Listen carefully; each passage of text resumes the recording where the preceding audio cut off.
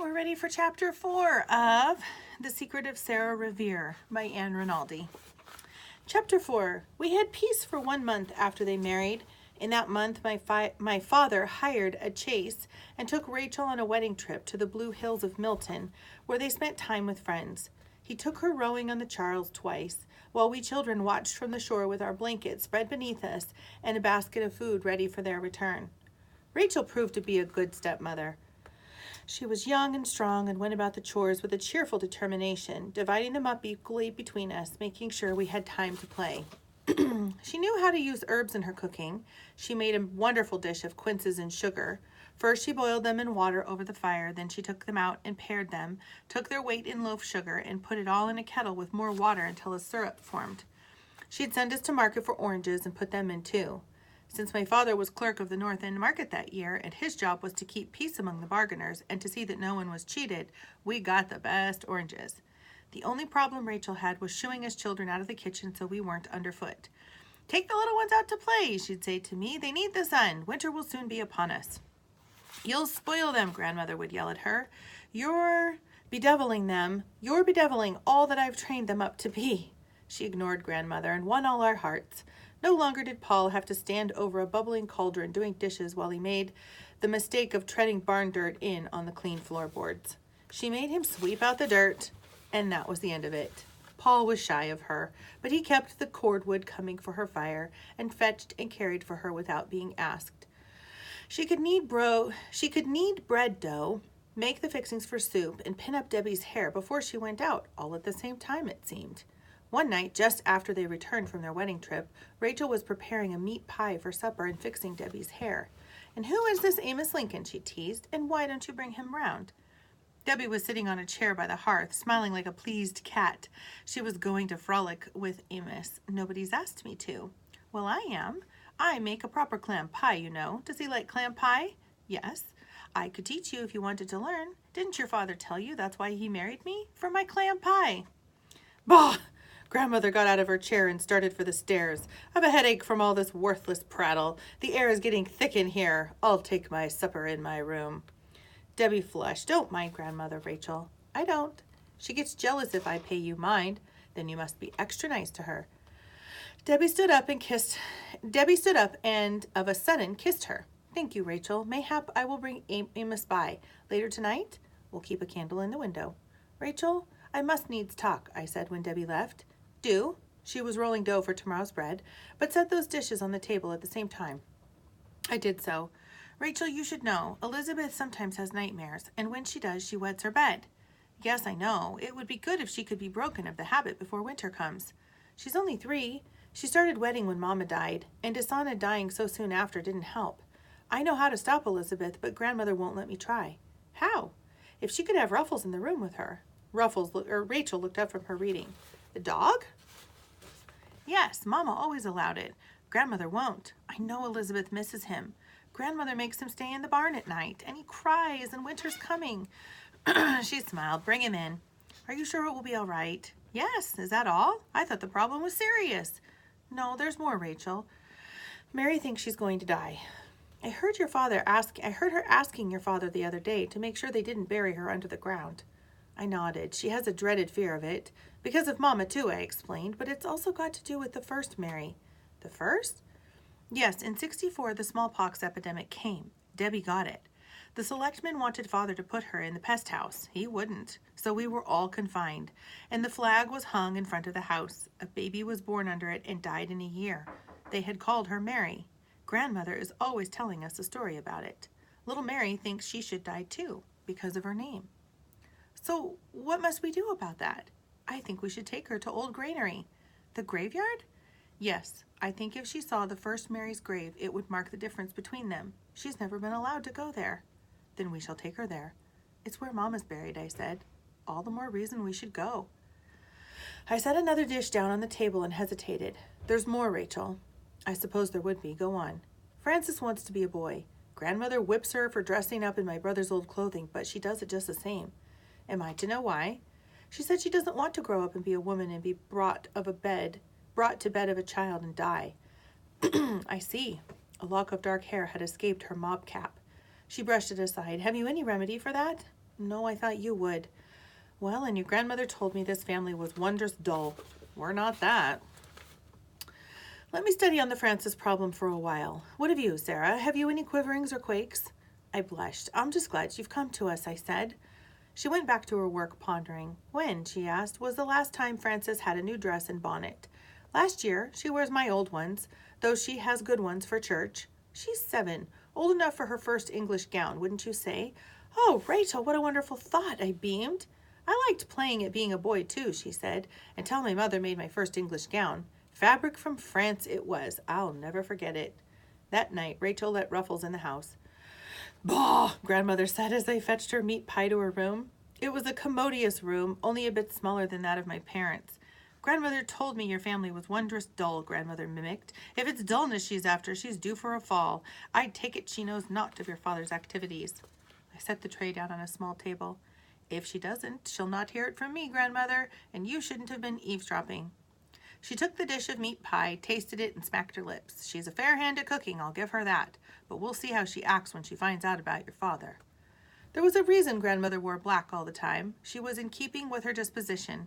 She saw the dark in everything, not the light. She sought out the dark in people. When someone was having trouble, she was the first to know and speak of it. If someone had good fortune, she had little use for them. She was drawn to hard luck. She relished it. All her stories of the past were calculated to scare the hose off us. Her dire predictions for us all, with the exception of Debbie, were frequent and uttered with certainty. I'm sure Father has told Rachel everything there is to tell grandmother. He's a fool if he did. She never would have wed him. What woman would? Well, it matters little now, anyway. All his activities have come to a halt. She eyed me through narrow spectacles. You haven't heard, then, about the arrival of the tea? What tea? She chuckled.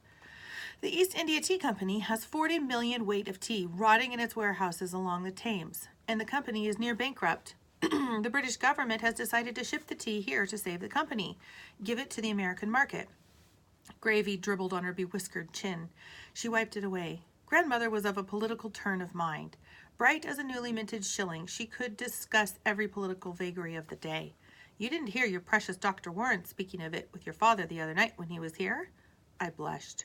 Of late I'd been clumsy and awkward in Dr. Warren's presence. I did not know why, and I hadn't thought that anyone had paid mind. Apparently grandmother had.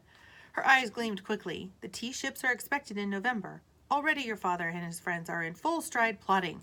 Wait! Ha! Wait until darling Rachel finds out what she's gotten herself into. I thought it mean of her to say such. Rachel was a shaft of sunlight in the house after months of hearing my grandmother reciting how God had punished us all for our misbehavior by taking our mother. Besides which, I was confident that Rachel knew what she'd gotten herself into. She wasn't a dull woman. I was wrong. Rachel wasn't dull, but she could fit in her thimble what she knew about my father's activities. By the first week in November, word was all over the town about the tea ships. Broadsides announced meetings. The Sons of Liberty, who seemed to have disappeared that summer, were in full stride again. In the street, one heard the names Will Molyneux, John Rowe, and John Hancock on everyone's lips. My father and Dr. Warren's friends were back in town. We children knew what to expect. Father went about his business in his shop quietly, but we didn't lack our share of mysterious knockings on our door in the middle of the night and whispered voices below stairs. Looking out the upstairs window, I'd see a lantern in the barn and know Paul was saddling up Militia, my father's new mare. It was all familiar. We children were accustomed to it. Rachel wasn't. At breakfast, her face was often drawn. Many times Father's place was empty at the table. He'd come in before we were through eating, bleary-eyed and happy, peck Rachel on the cheek, nod to his mother, chuck Elizabeth under the chin, say something funny to Mary and Francis, give Debbie some bit of gossip from the street, ask Paul about his lessons, pat me and Ruffles on the head, and then enjoy a big breakfast of ham, fish, biscuits, and eggs. Times like this I watched Rachel's face. It was a mask. I saw nothing amiss, but the twinkle in grandmother's eyes grew brighter. My mother had trained us not to ask Father about his activities. By the second week in November, we didn't have to. We got word on the street. The Dartmouth, first of the tea ships, was to arrive soon.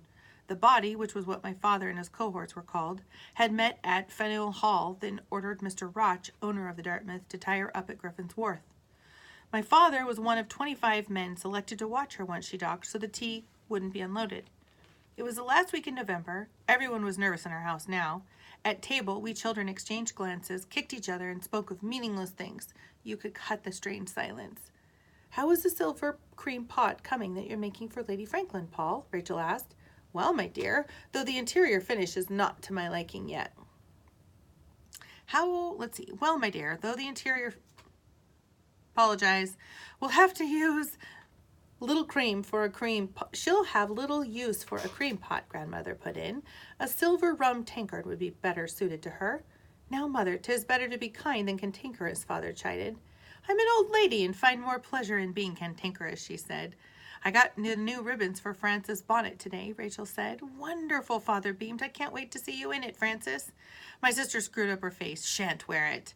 Now, lamb, Rachel has gone through a lot of trouble for your frippery, and I a lot of expense, Father said. Amos is coming tonight, Father. Debbie dropped this into the conversation like a ham bone into a pot of stew. Everyone fell silent. We were on dangerous ground now. Amos had become a cohort of my father's. He ran with the sons. My father found him a good learner, an avid devotee of my father's principles. When he came to visit of an evening, he'd end up in the kitchen talking solemnly with my father.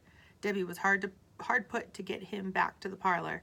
Good, my father rubbed his hands. Always glad to see the boy. Reminds me of myself when I was that age. Did I ever tell you children how, when I was a lad, I and my friends founded a bell ringers association? One evening a week we rang the bells at North Church for 2 hours. You told us, we all chorused. Tell me, Rachel begged.